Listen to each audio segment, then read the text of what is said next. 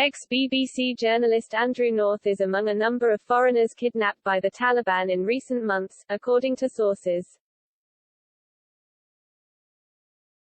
Afghanistan's former Vice President Amrullah Saleh says 9 people from Western countries, including the former BBC journalist and current UN worker Andrew North, are among those taken by the group in the last few months.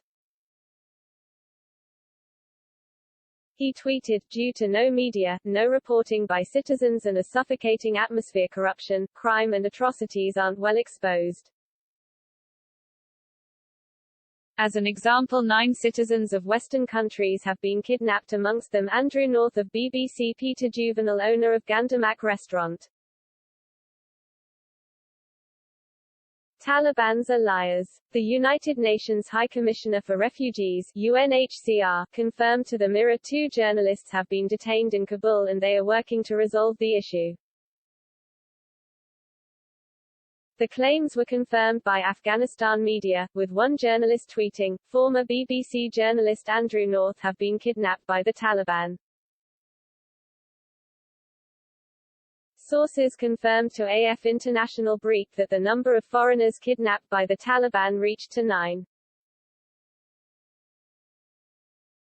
The Taliban have not yet commented on the alleged abduction. A spokesman for UNHCR said, 2 journalists on assignment with UNHCR and Afghan nationals working with them have been detained in Kabul. "We are doing our utmost to resolve the situation, in coordination with others. We will make no further comment given the nature of the situation."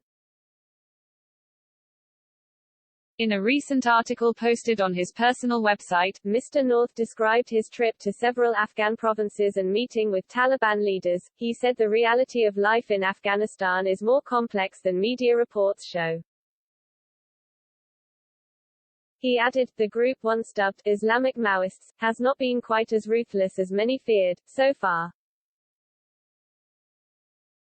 That came through clearly during several weeks in the fall I spent traveling around Afghanistan, meeting various Taliban figures and seeing the results in daily life. It all adds to a sense of malaise, with an ominous feeling of worse to come.